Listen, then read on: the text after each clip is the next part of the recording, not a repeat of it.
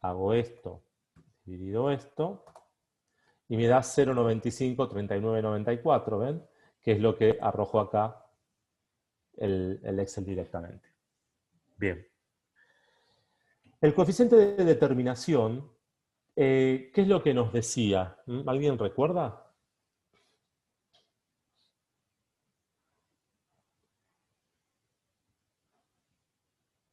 ¿O alguien me podría decir cómo queda definida la ecuación de la recta con respecto a con estos datos, con la salida del Excel?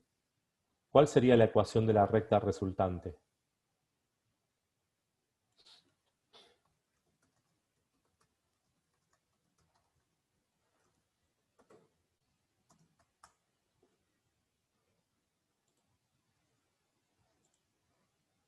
A ver ahí.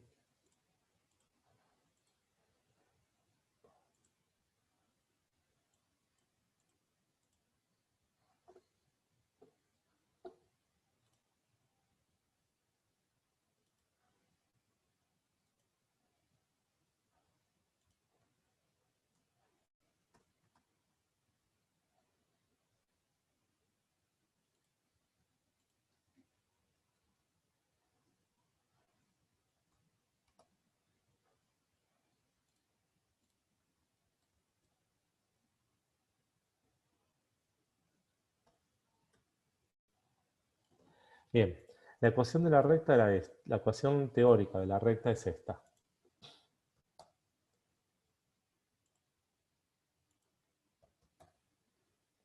Entonces, si quisiera ver cuál es la ecuación de la recta, definida por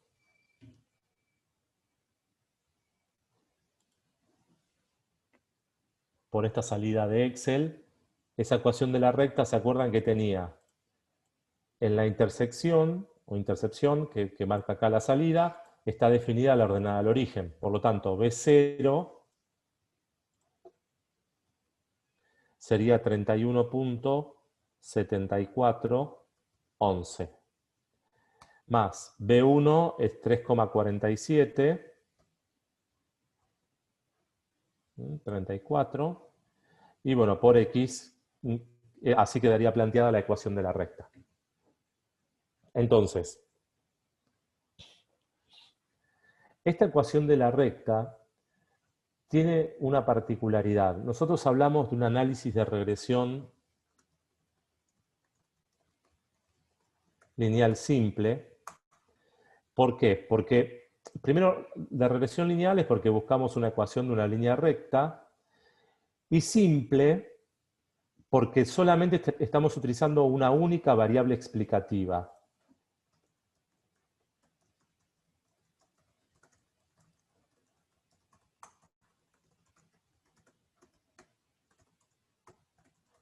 Si yo quisiera, podría plantear modelos de regresión lineal que fueran múltiples y utilizar más de una variable explicativa, ¿no? Pero nosotros acá, en estadística, solamente trabajamos con una, que es la variable X.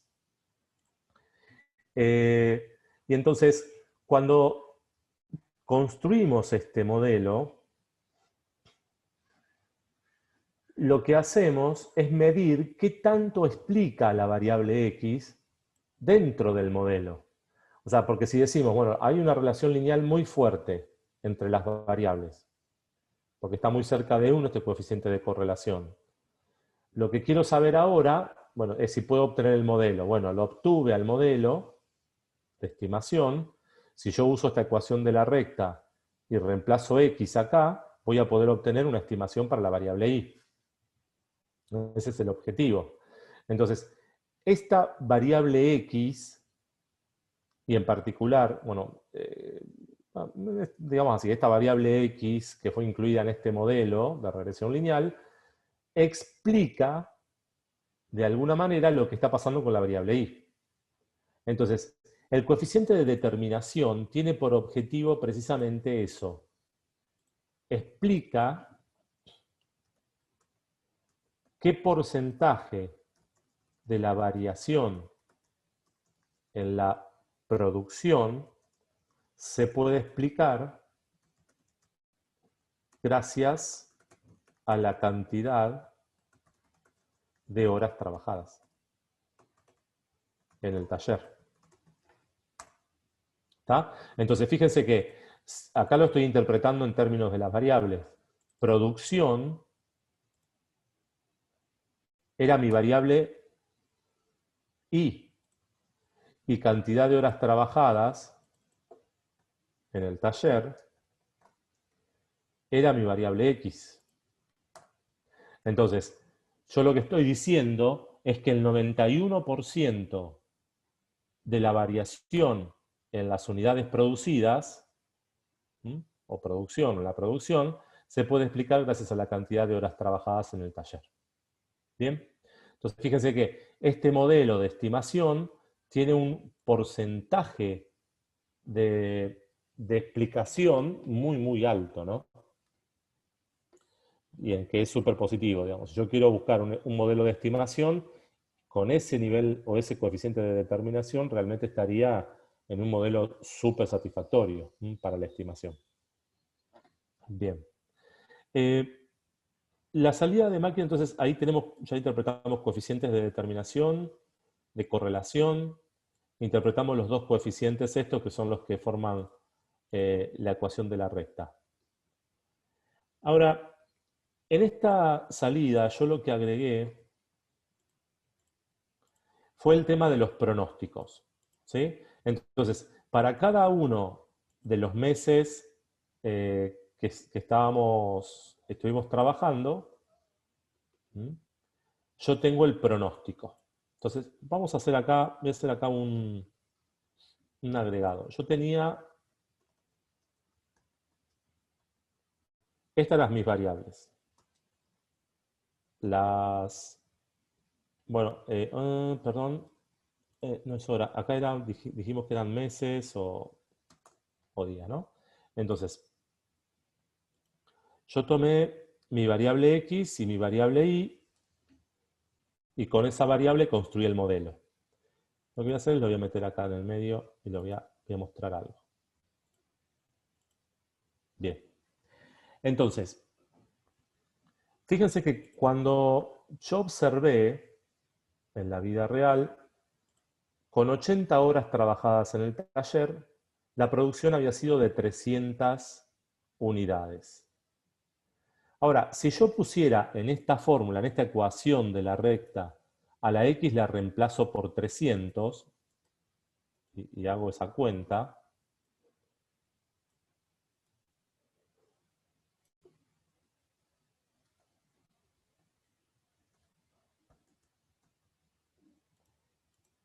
esto me va a dar,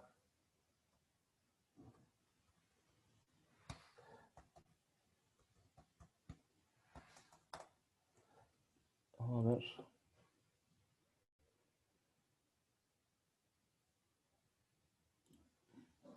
no, pero está bien, tendría que darme, a ver, algo estoy haciendo.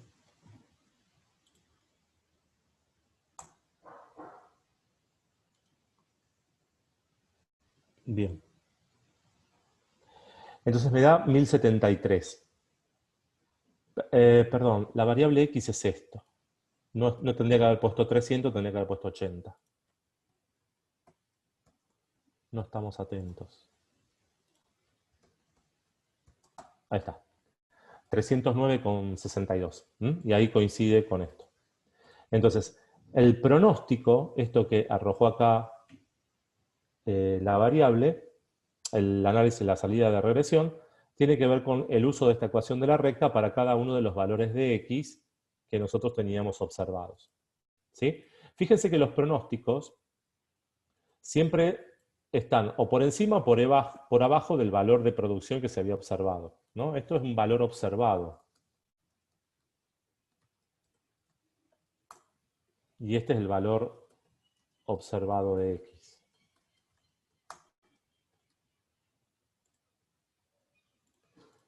Entonces, con un valor observado de X de 80, y si uso la ecuación de la recta, el valor pronosticado sería 309. Es un valor de pronóstico un poquito más alto que 300, y eso me genera un residuo. El residuo es la distancia entre 309 y 300. Eso es lo que provoca. Entonces siempre la estimación va a estar o por sobre el valor observado o por debajo. Se dice que se estima por defecto o por exceso. ¿Sí? Si yo lo miro gráficamente, y voy acá, vamos a este primero. Entonces, para un X de 60, ¿ven? Mi pronóstico, el primero que hice yo acá fue de 80. Entonces, para un X de 80 observé 300, pero el pronóstico fue 309.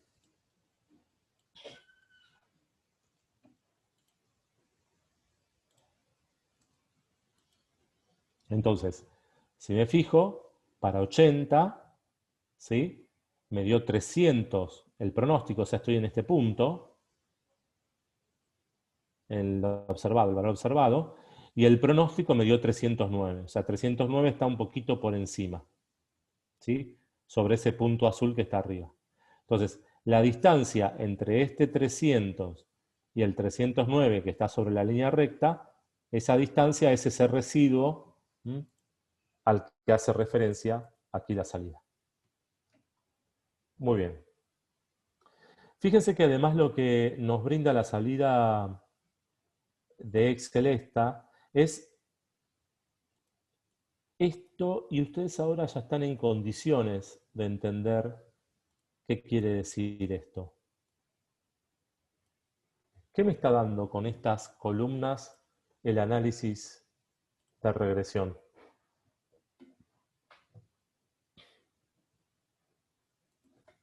A ver, ¿qué me dicen?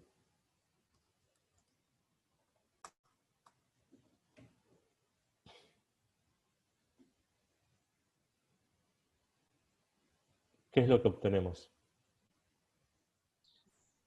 Tenés poca batería, Ariel, ¿eh? Sí, estaba mirando eso. Acá tengo el cargador, ahora lo enchufo. ¿Qué me dice? Ah, no tengo el cargador. Voy a tener que ir a buscar. A ver, Carlos, si te contestan, ¿qué nos está diciendo eso verde? Sí, Alguien dice, está relacionado a la confianza. ¿Qué sería entonces formalmente? Son los límites perfectos del intervalo de confianza.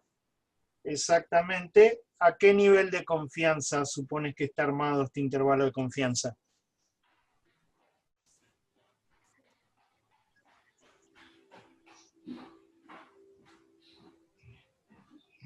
Exactamente, al 0,95, ¿no? Un poco es de qué color es el caballo blanco de San Martín, ¿no? Lo dice ahí exactamente. Bien, entonces, conceptualmente, ¿qué significaría ese intervalo de confianza? Bien, buen dato, 0,25 a cada cola. Perfecto. ¿Qué significaría ese dato del intervalo de confianza? ¿Qué información nos estaría dando?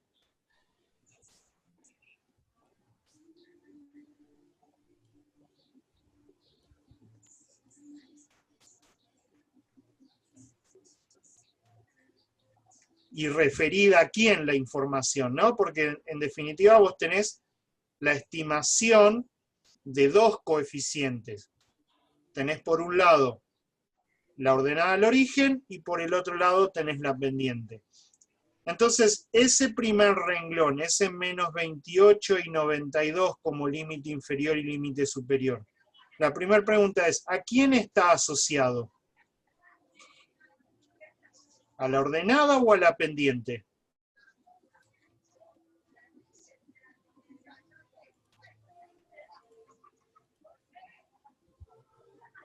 A ver, Delphi. Muy bien, Delphi, exactamente. El primer renglón es toda información respecto de la ordenada al origen. Por lo tanto, el menos 28 y el 92 son los intervalos de confianza de la ordenada al origen. Bien. Dale. Entonces, vamos a comentarles cómo es la estimación en esencia.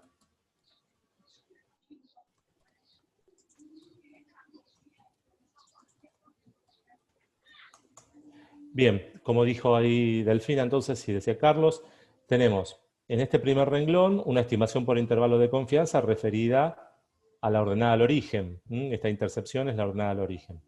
Y este segundo renglón es una estimación por intervalo de confianza referida a la pendiente.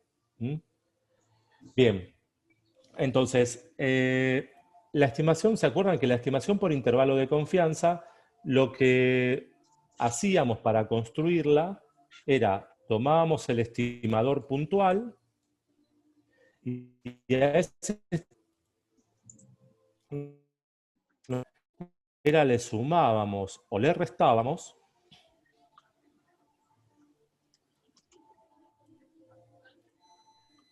un error.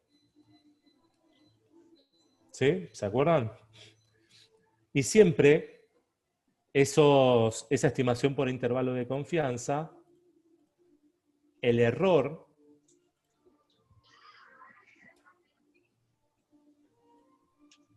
vamos a agrandar un poco esto.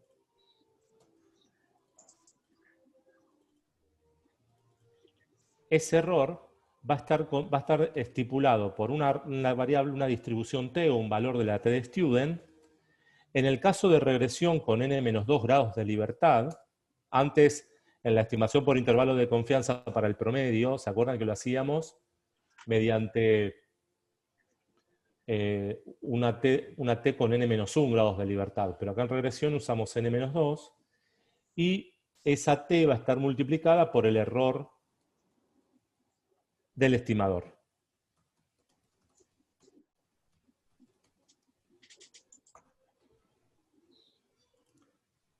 Técnicamente esto no debería ser muy difícil de comprender, digamos. Es lo que veníamos haciendo para las estimaciones por intervalo de confianza. Lo que pasa es que yo lo estoy generalizando, digamos. Cuando hacíamos una estimación por intervalo de confianza para el promedio, a ver, vamos a buscar la fórmula. La estimación por intervalo de confianza, acá la tenemos. Para el promedio, ¿ven? Era el estimador puntual, que es x raya, menos t con n-1 grados de libertad, y S dividido la raíz de n es el error estándar para la distribución de las medias muestrales. Entonces, lo mismo fue lo que hice acá en rasgos generales, ¿no? La estructura general de la estimación por intervalo. Ahora, en este caso, si yo quiero hacer una estimación por intervalo de confianza en regresión para la ordenada al origen, mi estimador puntual, ¿cuál va a ser? Mi estimador puntual va a ser B0. Y acá lo vamos a poner como fórmula. Entonces voy a hacer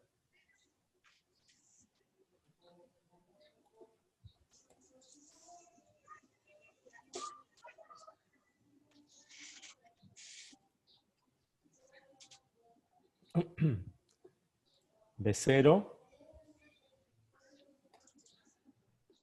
le voy a sumar o le voy a restar, va a depender de qué límite quiera trabajar. T, dijimos, y T va a estar en este ejercicio en particular, ahora después vamos a ver cuánto da, n-2 grados de libertad, y obviamente hay que tener en cuenta cuál es la confianza que estoy utilizando para construir ese intervalo de confianza, y eso se multiplica por el error, y el error en este caso lo vamos a llamar como el error del estimador del beta 0. ¿Sí?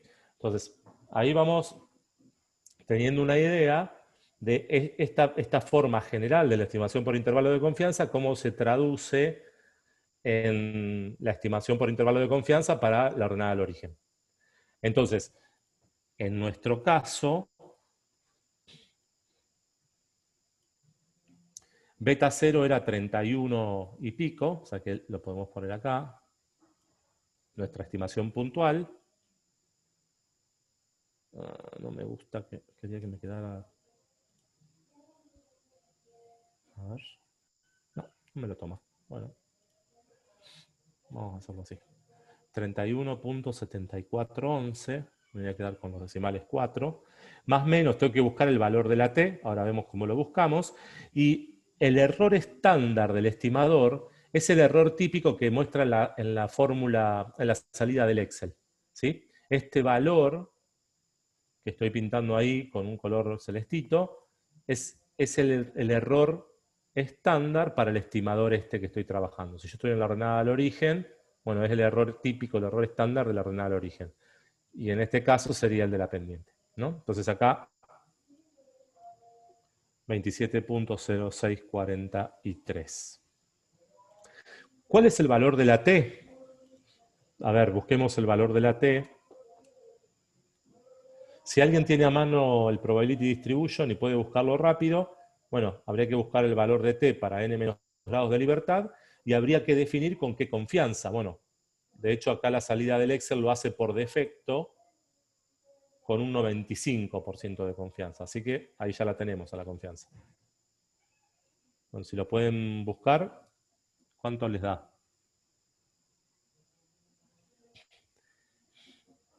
Mientras que me va apareciendo el...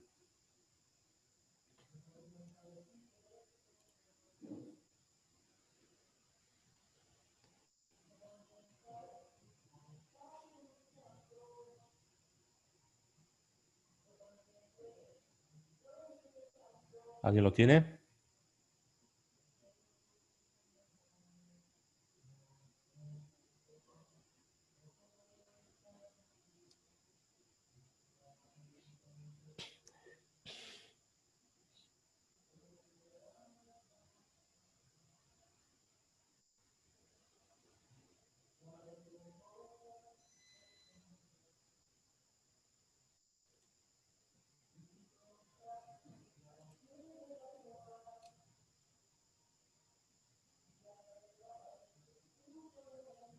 Bien. Ok, con la T de Student. 2,228 dice María Paula. 2,228 me gusta. Bien, vamos a buscarlo 10. Y dijimos que una confianza del 5%. Yo voy a ponerla, acá estaría poniendo la probabilidad en las colas de la distribución. ¿Sí? Queda 0,025 de un lado y 0,025 del otro. Y el valor da 0,228, como decía ahí María Paula. Bien.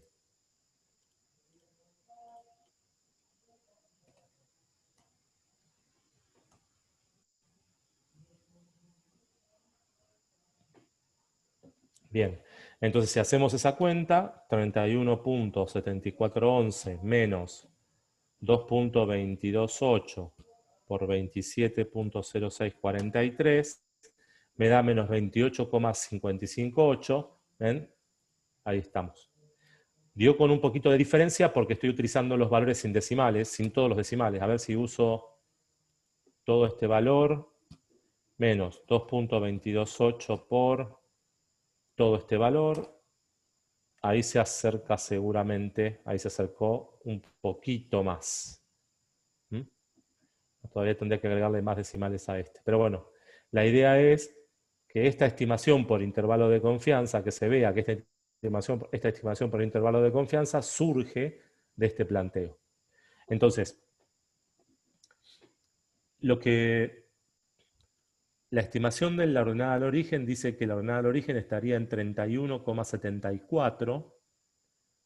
31,74 ¿qué?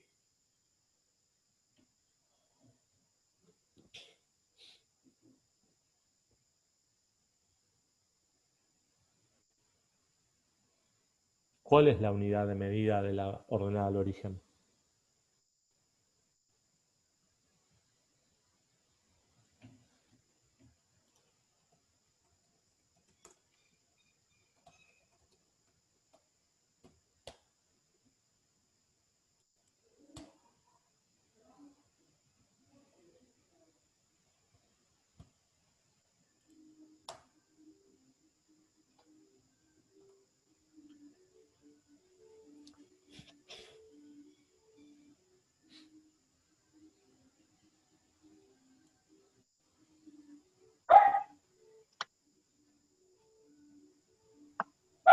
Dicen a la I, María Paula. ¿Qué nos dice María? ¿Qué nos dice? Con respecto a la variable I. Bueno, ¿y qué es la variable I? Unidades de producción. Bien, entonces quiere decir que la ordenada al origen me está diciendo, cuando yo tengo 0 horas de trabajo, la producción del taller sería de 31 unidades, 31,7 unidades. Puede ser que no tenga sentido su interpretación, ¿no? Porque si uno no trabaja, difícilmente pueda producir, pero bueno, matemáticamente sería eso el valor, la interpretación de esta ordenada al origen. Ahora, cuando yo hago la estimación por intervalo de confianza, esa estimación está entre menos 28 unidades, menos 28,56 y 92. Fíjense cuánta amplitud hay en ese intervalo, ¿no? Evidentemente, hay un error importante y eso hace que la amplitud del intervalo sea muy grande. Incluso con este intervalo, hasta el 0 podría estar metido dentro como un valor posible, ¿no? Pareciera que podría ser posible que caiga dentro de que el 0, el origen, el 0, 0 en el gráfico estuviera dentro del intervalo. Bien, lo mismo podemos hacer con la estimación por intervalo de confianza para la pendiente. Acá la planteo. En ese caso tendríamos que cambiar 3.4734 por 2.28. El valor de la T de student no va a cambiar, y lo que sí va a cambiar es el error. El error va a ser, en este caso, de 0.3452. Y bueno, habrá que calcular esto menos 2.228 por el error estándar. Y lo mismo, pero con el más. Ahí. ¿Ven? Y entonces se confirman los dos valores de los límites como lo que habíamos trabajado. En definitiva, digo, un poco lo que hacemos con esto, con este volver a meternos en el tema de regresión, es un poco reforzar la idea de este tema, digo, volver a revisarlo y que quede claro, pero también lo que estamos haciendo es agregando esta parte de inferencia estadística, ¿no? Que fue toda la parte que estuvimos estudiando hasta ahora en la asignatura. O sea, nosotros lo que vimos fue primero estimación por intervalo de confianza, después vimos prueba de hipótesis, lo vimos para el promedio, para la proporción, y ahora lo estamos incorporando también para los parámetros de la regresión. ¿Sí?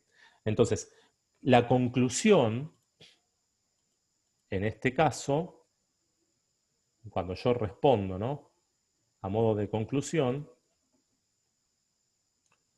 es que hay un límite inferior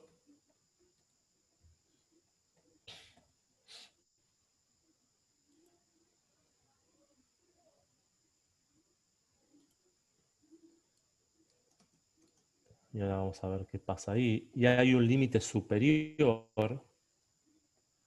de estimación, ¿no? Y entre medio de ese límite inferior y ese límite superior de estimación, yo espero encontrarme con un parámetro. El parámetro, en este caso, ya no es el mu poblacional, es el parámetro que hace referencia a la ordenada al origen, y nosotros, en el caso de regresión, los parámetros los identificábamos con la letra griega beta, beta 0. ¿Sí? Entonces, la estimación por intervalo de confianza lo que busca es a beta 0. Define un límite inferior y un límite superior para ese valor. ¿Y por qué se construye esto? Entonces, ahí tiene sentido por qué hago esta estimación con el B0. Porque el B0 es la estimación de este beta 0. ¿Sí? Es lo que calculé con la muestra para aproximarme a este beta 0. Bien, y en el caso, obviamente, de la pendiente, ocurre lo mismo, pero el parámetro sería beta 1. Bien. Muy bien. Ahora, fíjense que en esta salida aparecen además otros dos conceptos. Uno es el estadístico T y otro es la probabilidad. Esta probabilidad es el valor P que corresponde a este estadístico de prueba. ¿Sí? ¿Se acuerdan cómo calculábamos? Digo, ¿qué era? Cuando hacíamos una prueba de hipótesis para el promedio, el estadístico de prueba era la estandarización, de alguna manera, del valor de la media muestral que habíamos encontrado. Bueno, acá, digo, funciona más o menos de la misma manera. ¿Mm? Entonces, lo que vamos a tener, digo, podemos hacer pruebas de hipótesis para la ordenada al origen y para la pendiente. ¿Mm? Y este estadístico de prueba y este valor P son los que nos van a permitir tomar la decisión. Entonces, el otro procedimiento de inferencia estadística que vamos a ver es la prueba de hipótesis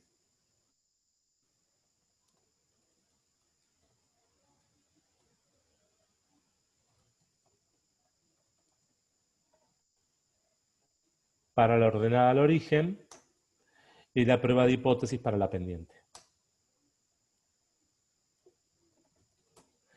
La prueba de hipótesis para la ordenada al origen no la voy a desarrollar ahora, voy a empezar por esta, porque esta es la más importante para nosotros en la regresión. ¿Por qué? Porque en el análisis de regresión, si la pendiente fuera 0, entonces eso significaría que no hay relación lineal.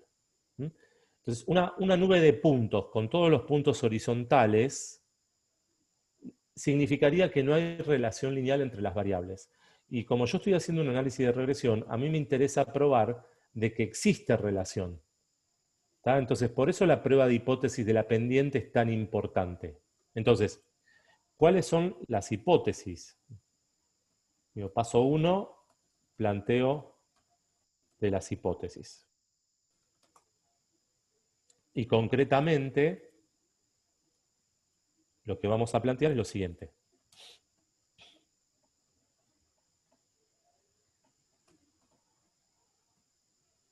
Perdón, vamos a hacer así.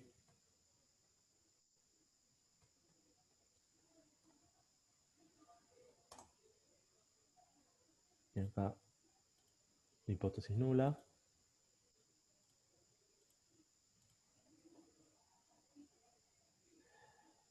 Contra una hipótesis alternativa que me refleja o que dice que son distintas. Entonces, la hipótesis nula dice que la pendiente es igual a 0. Y yo en realidad quiero probar que esto no es así. Quiero ver si hay relación lineal entre las variables. Entonces, si yo rechazo o encuentro evidencias suficientes para rechazar esta hipótesis, me quedo con la hipótesis alternativa, que dice que la pendiente es distinta de 0, y entonces, si la pendiente es distinta de 0,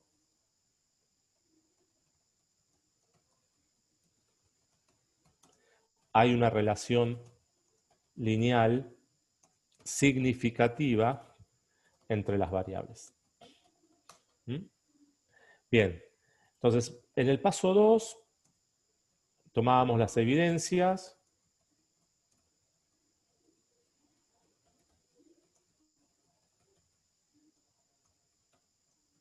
Fíjense que estoy haciendo exactamente lo que hacíamos para las pruebas de hipótesis, ¿no? Entonces, yo acá lo que hice fue tomé una muestra de 12 meses, y en esa muestra de 12 meses lo que hicimos fue, bueno, calcular la pendiente de la recta, que me dio 3,4734.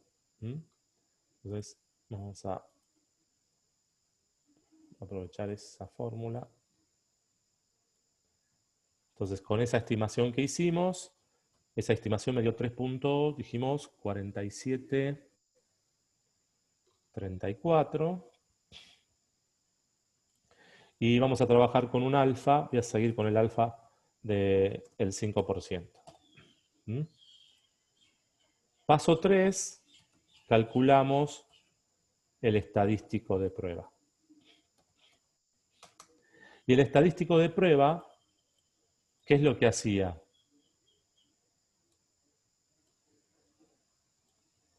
Comparaba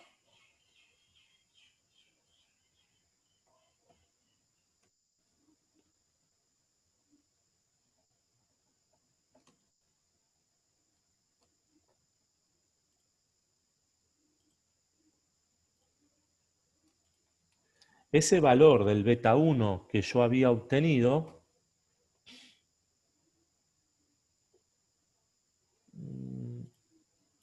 muy chiquito,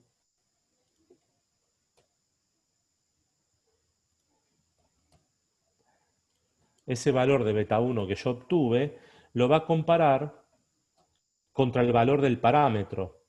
Entonces, el valor de beta 1 lo compara contra beta 1,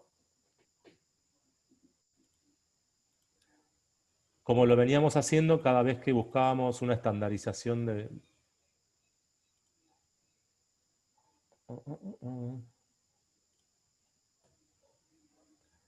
sobre el error del beta 1.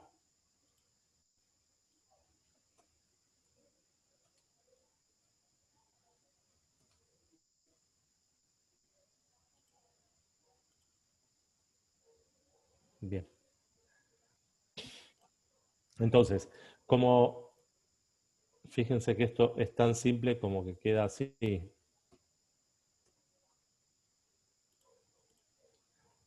B1 era 3.4734 menos 0, porque en la hipótesis nula yo estoy diciendo que la pendiente es igual a 0, dividido el error estándar o el error típico que estaba también en la salida.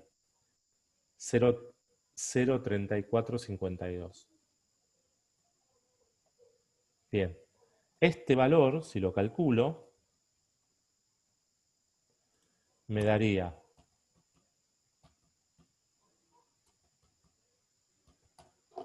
10,06, ahí dio,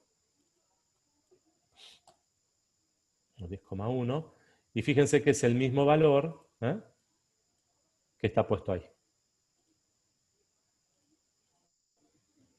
10,06. Y acá me quedo con pocos decimales. Ahí está, 10,06.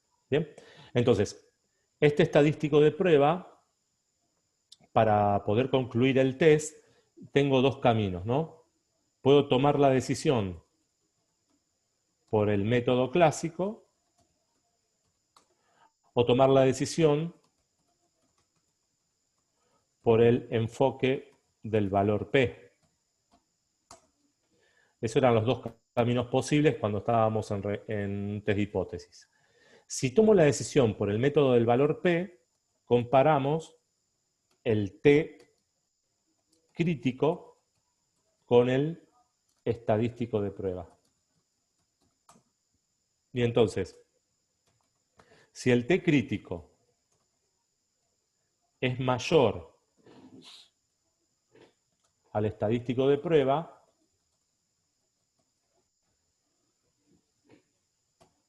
podemos poner mayor en módulo, ¿no? Porque digo, si hablamos del módulo del T crítico,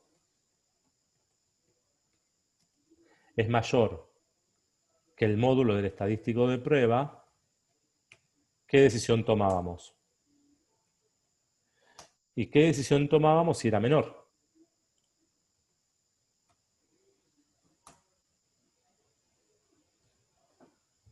A ver.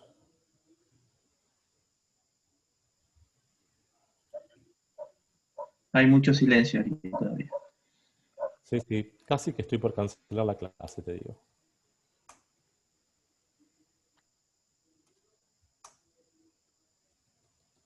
Bien. ¿Qué pasa? Digo, si el T crítico, ¿se acuerdan de esto? Digo, estamos hablando de una distribución T de student, ¿no? Entonces, por más que la fórmula cambió, pero lo que sabemos es que estamos en presencia de una distribución T de student. Entonces, si yo graficara mi distribución T de student,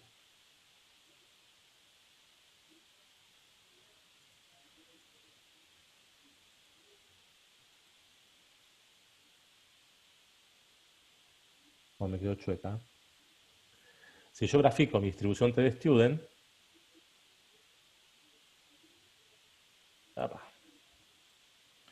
entonces esa T de student tiene en su... Fíjense que la hipótesis alternativa es una hipótesis de distinto. Por lo tanto, yo voy a tener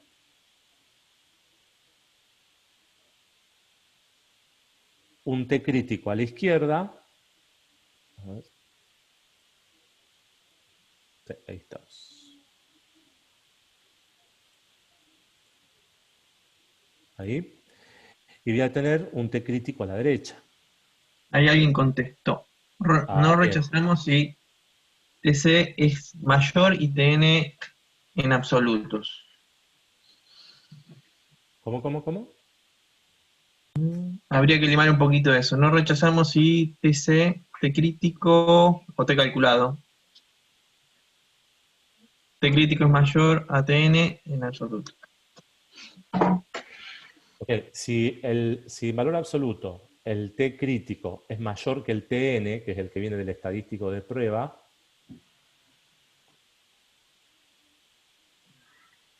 no rechazamos, estamos bien. ¿Por qué? Porque, digo, si mi T crítico es este o este, si en valor absoluto el T crítico es mayor, quiere decir que yo tengo el estadístico de prueba, me cayó acá. ¿Mm? Entonces, este T, que es el TN que dijo acá la compañera, le podríamos poner...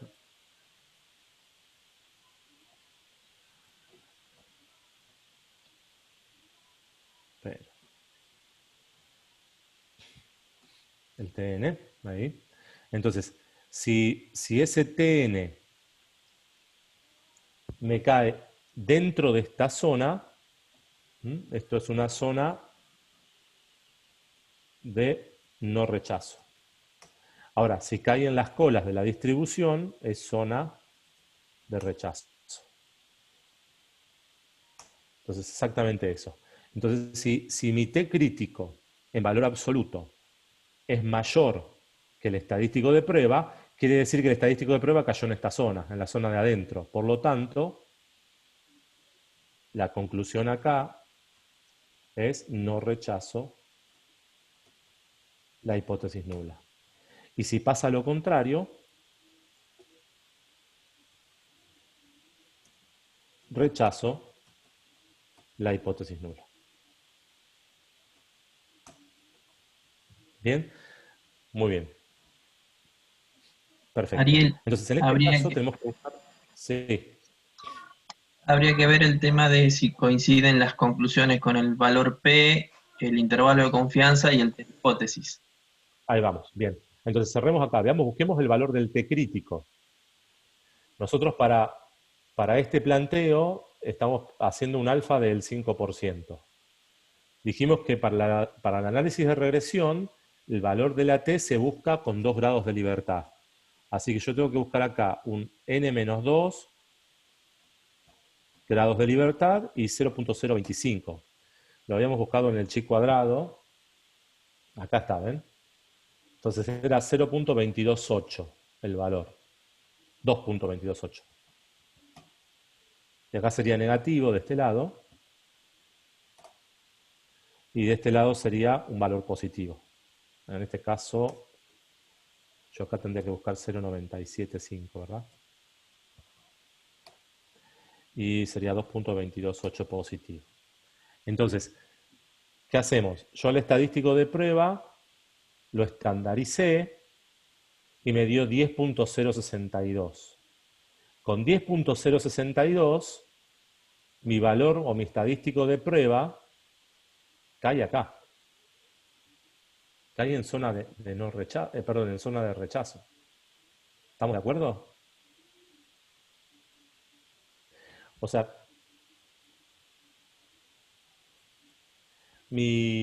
acá yo tengo 2.228, un 10, bueno, sería incluso más a la derecha, ¿no? Porque si de acá tengo un 0, de acá a acá tengo 2.20, tendría que, va a quedar muy allá arriba, muy por allá, a la derecha. ¿Está? ¿Se entiende eso? Entonces, ¿cómo mi estadístico de prueba es 10.062 y ese valor es mucho mayor que 2.228, que era el T crítico, ¿no?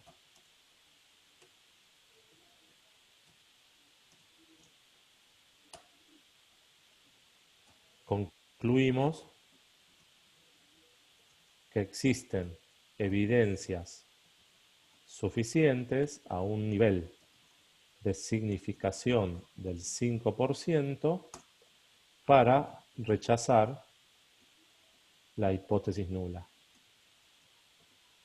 Y por lo tanto, decir que hay relación lineal entre las variables. O sea, en realidad lo que digo es que, y por lo tanto decir que la pendiente es distinta de 0,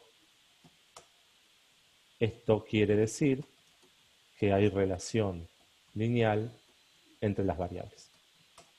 ¿Sí? Y si querés, podemos poner entre las variables, entre las horas trabajadas en el taller y las unidades producidas. Bien, entonces fíjense que el 10,062 venía dado en la salida. Acá estaba. ¿Sí? Y entonces, para poder tomar la decisión por el enfoque clásico, bueno, yo ahí planteo la hipótesis y les muestro cuáles son los procedimientos que deberíamos seguir y necesitamos sí o sí ver a la hora de tomar la decisión, ver cuál es el valor crítico que va a limitar la zona de rechazo y la zona de no rechazo. Entonces, conociendo cuál es el valor crítico, puedo tomar la decisión. La otra forma es utilizar el enfoque del valor P. Para el enfoque del valor P, ¿qué hacíamos? Comparamos el valor P con el alfa del ejercicio. ¿Sí? Si el valor P es mayor que alfa, ¿qué decisión tomamos?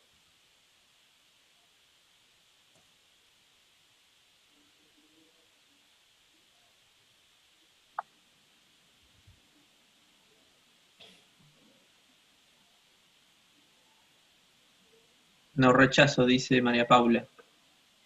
No rechazo H0. Muy bien. Y si el valor P es menor que alfa, entonces sí, rechazo H0. Bien, entonces fíjense que nuestro alfa en el ejercicio estaba planteado como el 5%. A ver, acá lo pusimos, acá.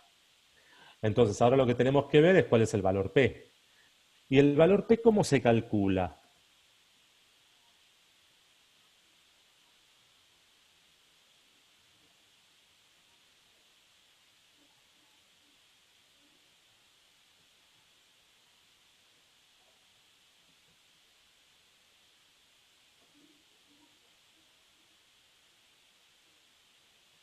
Ese valor P es la probabilidad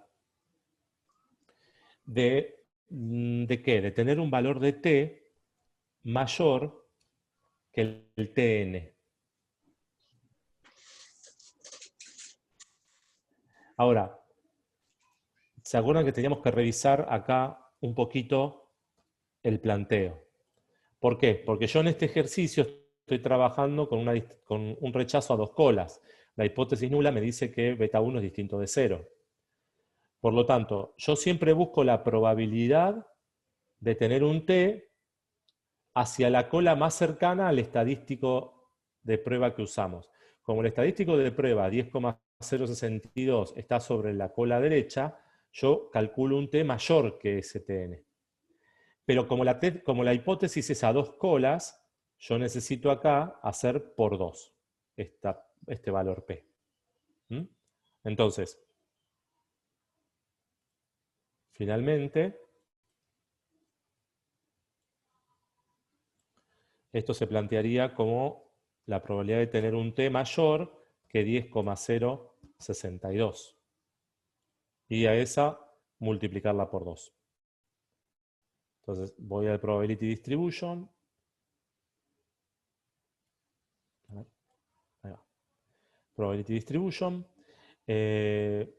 Bueno, 10 grados de libertad, porque somos con 2 grados de libertad en la regresión. 10.062 0,62 es mi valor t, y yo acá lo que necesito es buscar los mayores. ¿Mm? Entonces, fíjense que cuando yo le pido la probabilidad de tener un valor t mayor que 10,062, es una probabilidad prácticamente nula. ¿Mm? Si yo uso esto y ya la multiplico por 2, a ver, pero no, me da... Sí, me da exactamente 0. ¿Mm? 0,00000. ¿Sí? Le va a Con seguir 5 dando porque decimales es es muy tan chico. grande el T calculado ese que... Claro. A ver, y fíjense que ese valor en la tabla acá está puesto y dice que es un número, ven, que recién en el sexto decimal hay un 1. ¿Mm? Entonces, como el probability distribution, como toma 5 decimales, le queda esto. Todo el resto no lo muestra. Pero bueno, es una probabilidad muy, muy baja. Por lo tanto, la decisión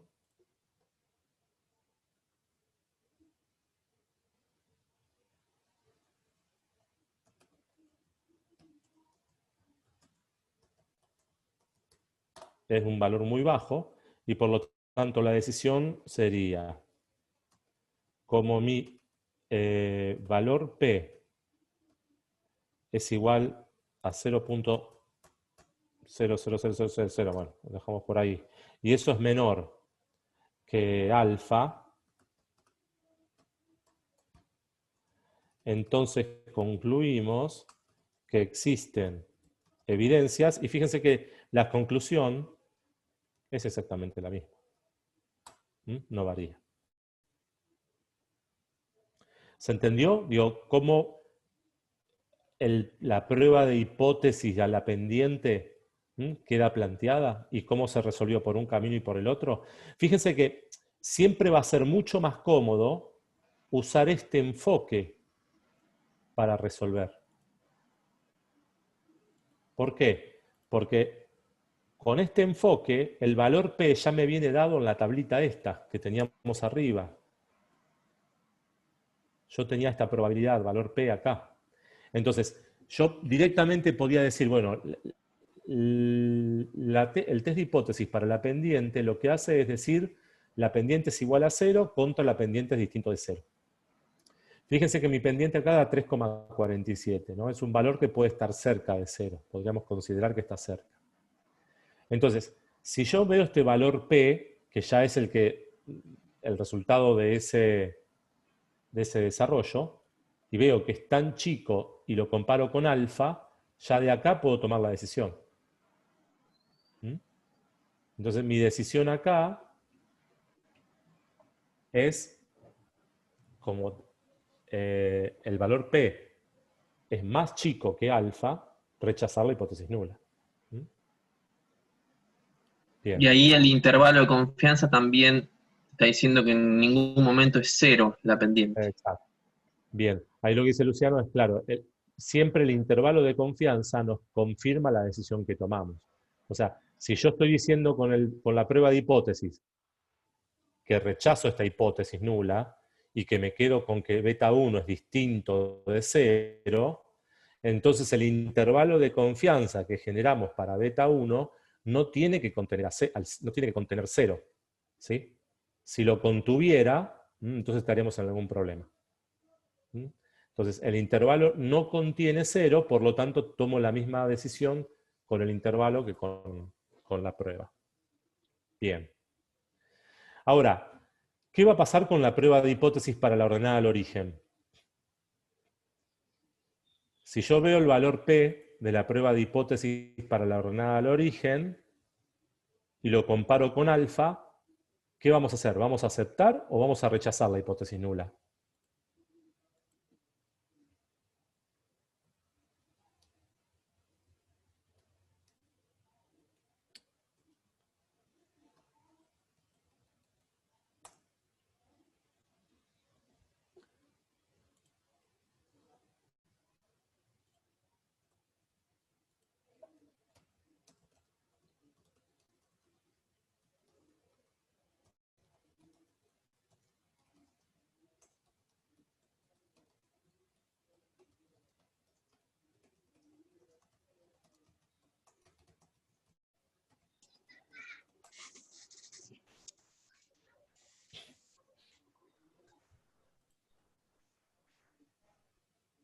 ¿Hay alguien, no hay nadie que responda ahí?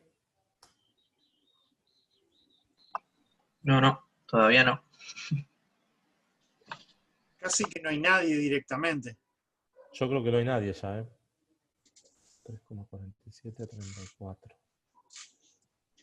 Franco dice que Acá. responda. ¿Sí? No escuché. Que repitas la pregunta. Lo que te decía, Franco, es, fíjate, digo, si yo quiero plantear una prueba de hipótesis para la ordenada al origen, mis hipótesis van a ser estas. ¿Mm? Estas van a ser las hipótesis que vamos a plantear. Entonces, planteadas estas hipótesis, nosotros sabemos que acá ya tengo el valor P de la prueba. Entonces, si yo este valor P de la prueba lo comparo contra un alfa del 5%, ¿qué decisión voy a tomar?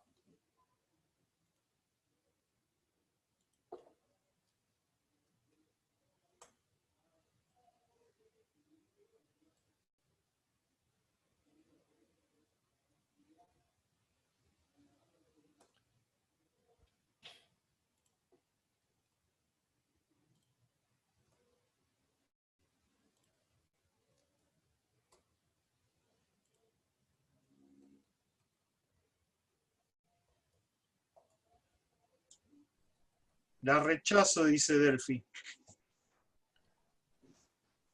Ok, a ver, vamos a repasar. ¿Están todos de acuerdo con lo de Delphi? 1,1728. 1,1728.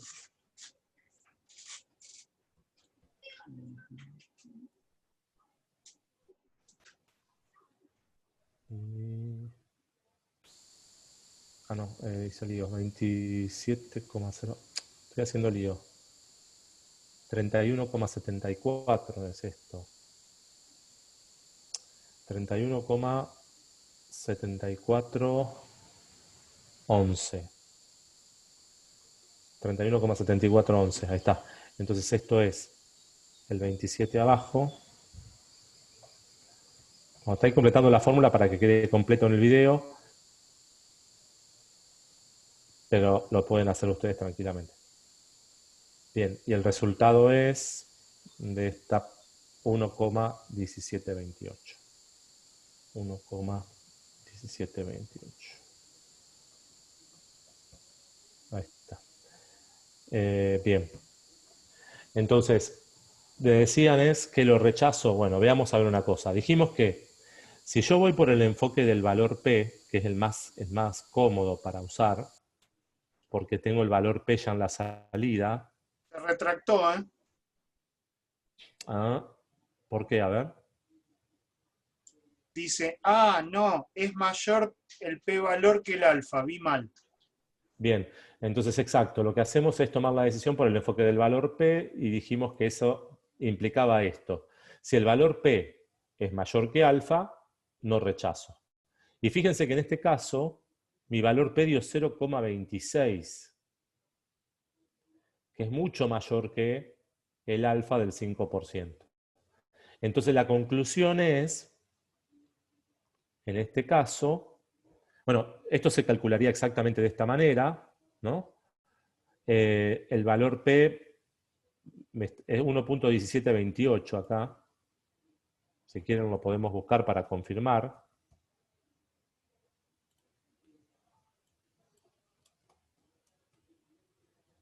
.1728. Entonces, si yo busco ese valor crítico, le busco el valor P, ¿ves? Que da 0,2680. Ahí confirmamos el resultado.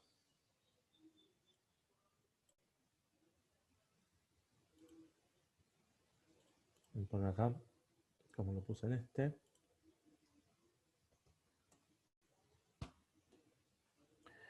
Entonces, bueno, como ocurre esto,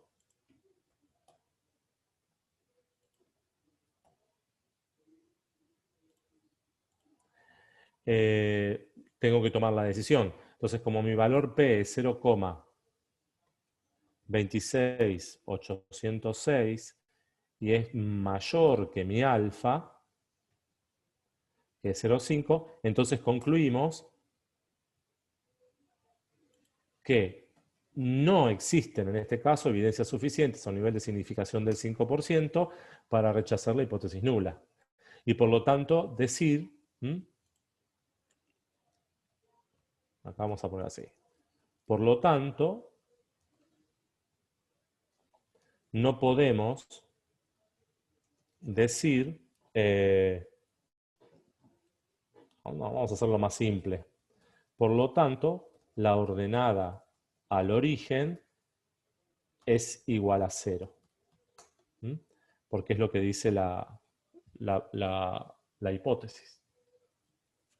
Entonces, fíjense que por más que la ordenada al origen acá les dio 31, el resultado, por cómo se presentan esos datos, termino concluyendo que no es suficiente evidencia para decir que rechazo la hipótesis nula. Entonces la hipótesis nula termina siendo lo que acepto, o me quedo con la hipótesis nula, y estoy diciendo que la ordenada al origen sería igual a 0. Ahora, llamativamente es igual a 0, no puedo decir que es distinto de 0 con una ordenada al origen de 31. Miren qué llamativo, pero bueno. Y fíjense que la estimación por intervalo de confianza confirma lo que estamos concluyendo. El 0 está dentro de este intervalo. Entre menos 28 y 92 también está incluido el 0. Por lo tanto, lo que concluimos con la prueba de hipótesis se verifica también con la estimación por intervalo de confianza. ¿Bien? Muy bien.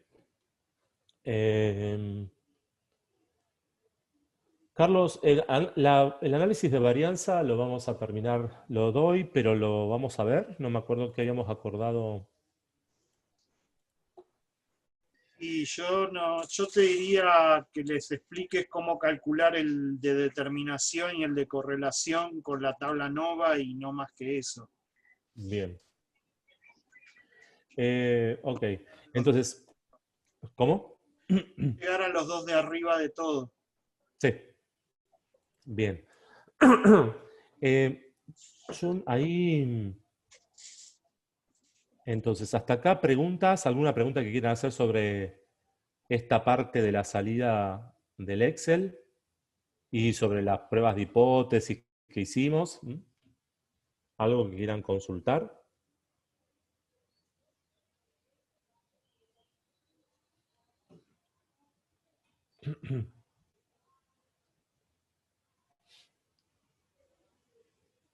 Hay algo en el chat pasó, no sé qué.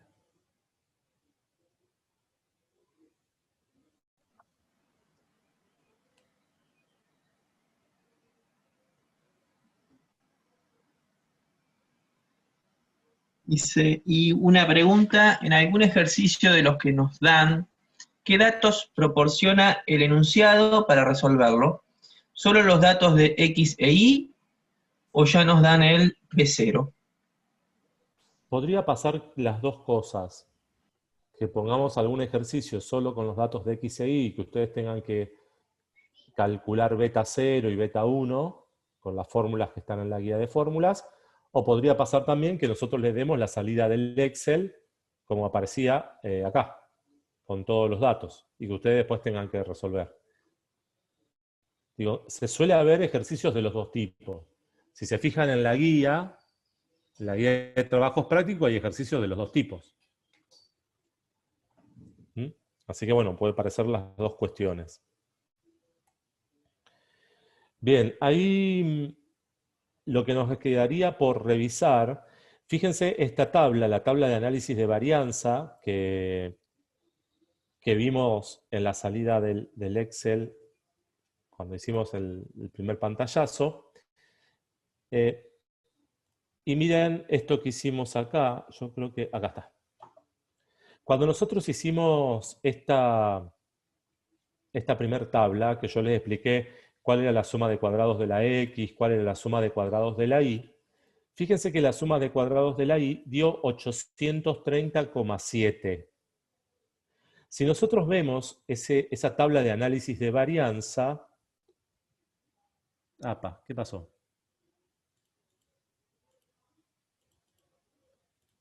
Me perdí en algo, ¿eh? Debería dar lo mismo.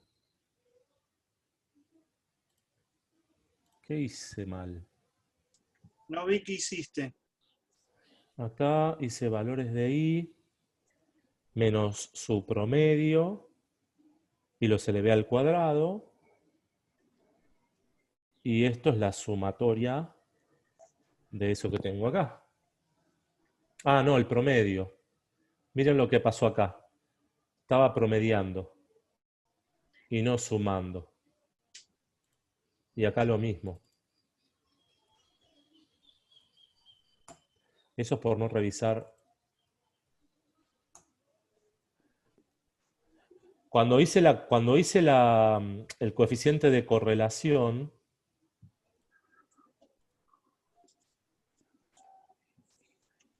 a ver, acá tengo promedio también, sí, esto era suma. Ahí está. Cuando hice el coeficiente de correlación, no noté el problema, porque como eran promedios y todos los promedios estaban divididos por n-1, no tuve problemas, me dio igual. Pero esto eran sumas, supuestamente, no promedios. Entonces, ahí está. Fíjense que la suma de cuadrados de la psi da 9968,7 y es igual que el total de la varianza. ¿Lo ven? De la tabla de varianza, de análisis de varianza. Ojo, Ariel, que también te cambiaron los coeficientes de variación. Perdón, a ver. Miren, sí, claramente, porque como estaba esto promediado. Bueno, igual no hubo no nos cambió la conclusión, ¿no es cierto? Por suerte. Eran dos distribuciones bien homogéneas. Pero también impactaba esto. Sí, gracias, Luciano. Ahí está. Ahora quedó bien resuelto. Ahí estamos bien. Muy bien. Ok. Ahí todos entendieron qué fue lo que pasó acá. ¿Alguien quiere preguntar algo sobre eso? ¿Alguna duda?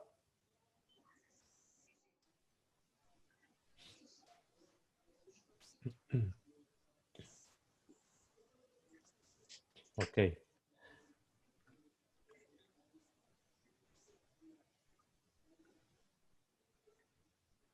No, Delfino dice que no tiene dudas. Buenísimo. Bien, entonces, retomando, la suma de cuadrados de la variable i, que es la variable que a nosotros nos interesa estimar o nos interesa pronosticar con este modelo de regresión, me daba 9968,70. El análisis de varianza lo que hace es mostrarnos esa suma de cuadrados de la variable i, la muestra acá abajo, y lo que hace es particionarla. Entonces dice, una parte de esta variación, de esta suma de cuadrados, yo la puedo explicar debido a la regresión. Y otra parte, que es el residuo, la resta entre esto menos esto, va a ser puro residuo. No voy a tener forma de explicar esta parte. Entonces, yo introduje la variable cantidad de horas de trabajo en el modelo y gracias a esa variable cantidad de horas de trabajo yo pude hacer la regresión. Entonces, la parte que estoy pudiendo explicar por la regresión está representada por esta suma de cuadrados que da 9072,53. ¿Sí? Entonces, si yo lo miro desde el gráfico, vamos al gráfico este. A este que tiene los promedios. Entonces, si yo tengo este gráfico, cuando dijimos que cuando hacíamos la suma de cuadrados de la psi, yo lo que estoy midiendo es la distancia entre el punto y la línea verde que representa su promedio, el promedio de la psi. Entonces, yo mido la distancia hasta el promedio, la distancia hasta el promedio, ¿sí? Todas las distancias hasta el promedio y las elevo al cuadrado y después la sumo. Y eso me da la suma de cuadrados de la variable i. Ahora, esa variación que hay en i, nosotros le introducimos esa recta de regresión. Entonces, cuando introduzco la recta de regresión, ya la distancia entre este punto y el promedio, fíjense que pasa por la recta. Entonces, hay una partecita entre el punto y la recta, y hay una parte entre la recta y el promedio. Entonces, lo que refleja un poco este análisis de varianza tiene que ver con eso, con esa parte entre los valores observados y el valor en la recta, que me está explicando un poco la relación entre esas variables. Entonces, fíjense que si yo hago esto dividido esto, técnicamente, ¿qué estoy haciendo?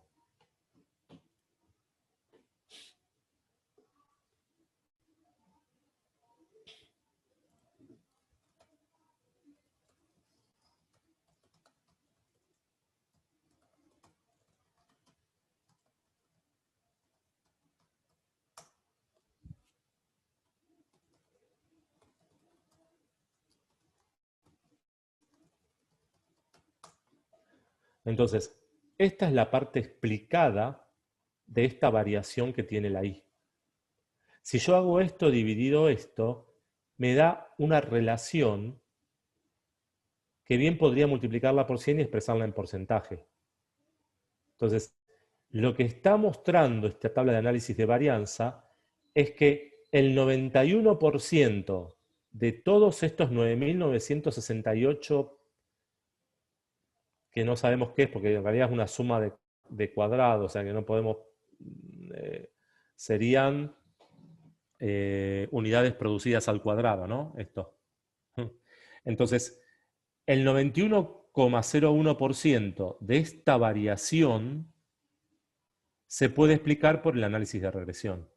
Esto es el coeficiente de determinación. ¿Sí? Que lo habíamos visto en la primera hoja acá de la salida del Excel, con la regresión, lo teníamos acá, en naranja. Ese coeficiente de determinación surge de ese análisis de varianza, haciendo dividido esto y esto. También ustedes saben o recordarán que el coeficiente de determinación, si yo lo elevo al cuadrado, me da el coeficiente de correlación. Al revés, perdón. Si el coeficiente de correlación lo elevo al cuadrado, me da el coeficiente de determinación. A ver, veamos. Esto, si lo elevo al cuadrado, ¿ven? Me da lo mismo. Ahora, este era el camino fácil para calcular el coeficiente de determinación. Pero la forma analítica de ese cálculo está planteada en esta tabla, que es la tabla de análisis de varianza. Bien. Ok.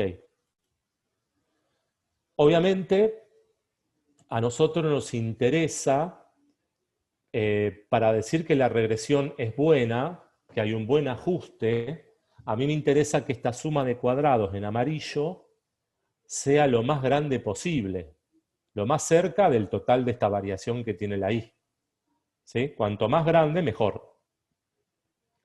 El resto de esta tabla tiene que ver con una prueba de hipótesis relacionada con estas sumas de cuadrados. Pero bueno, esto quedamos entonces que no lo vamos a tomar. Pero sí nos interesa que puedan entender qué es esta partición de la variación de la variable i y cómo a partir de esa partición se puede calcular el coeficiente de determinación. Bien, ¿algo que quieras agregar, Carlos? Estoy pensando, no. Marina, Luciano. No, íbamos a llegar hasta el análisis de los coeficientes, una parte teórica. Creo que hasta ahí está bien. Bien, chicos, ¿alguna pregunta? Hoy estuvieron muy callados. Por lo menos cuéntenos por qué están tan callados hoy. ¿Qué está pasando?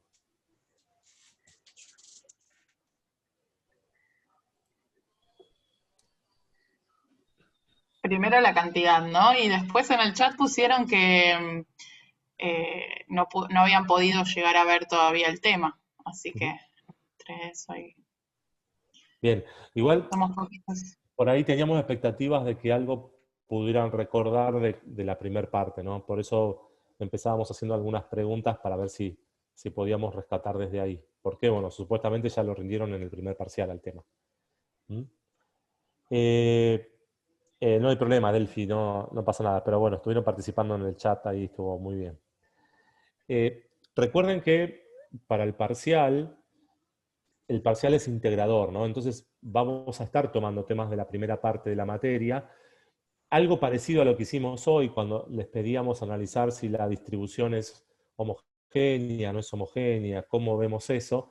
Digo, es rescatar temas de la primera parte para tomarlos en la segunda, ¿no? Con esa modalidad va a haber parte de algunas cuestiones de la primera, del primer parcial.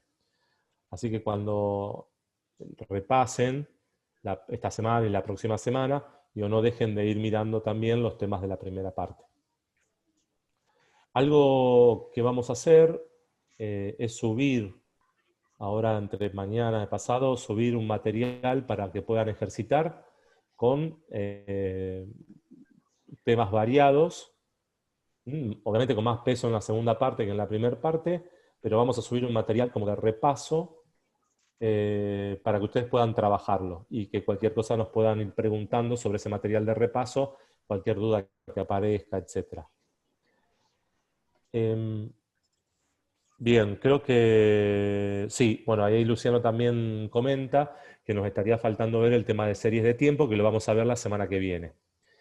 Con respecto a ese tema de series de tiempo, ahí Carlos tiene algo para comentarles. Antes que el material de repaso, digamos, general, vamos a hacer esto con series de tiempo.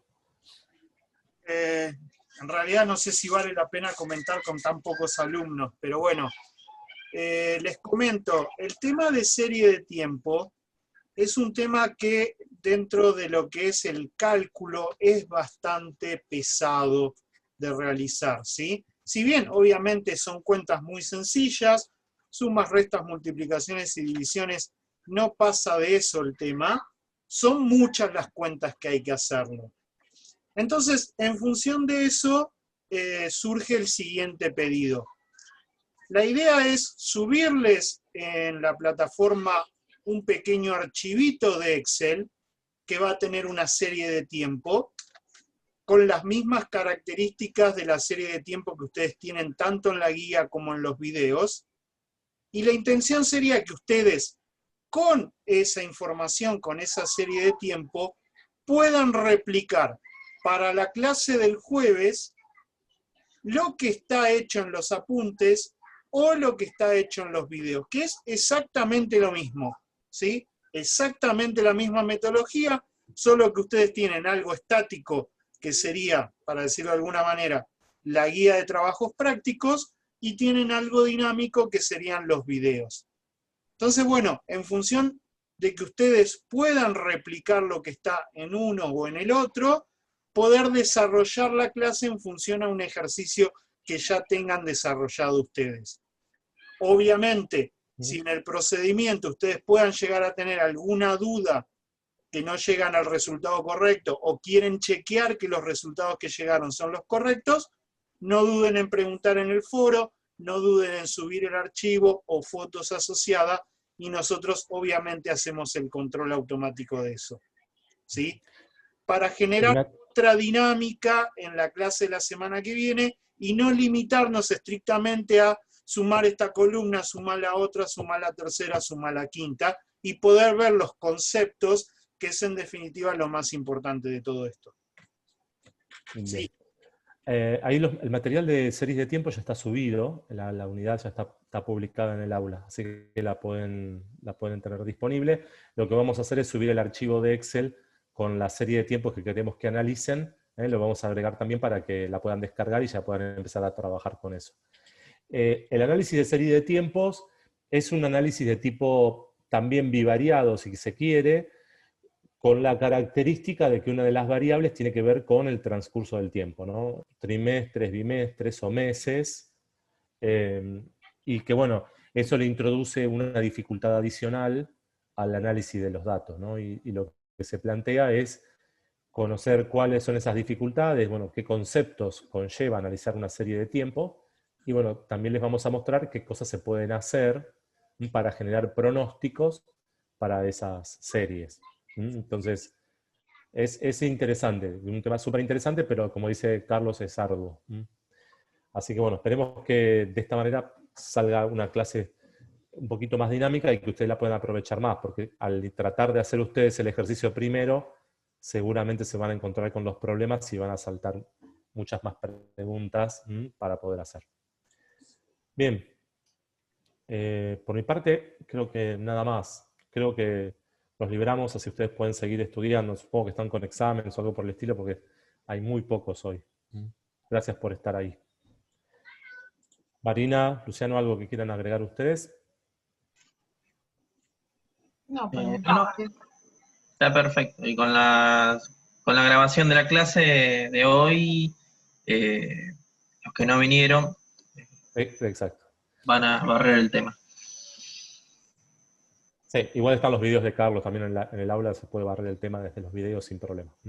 Sí, sí, Bueno, perfecto. chicos, muchísimas gracias.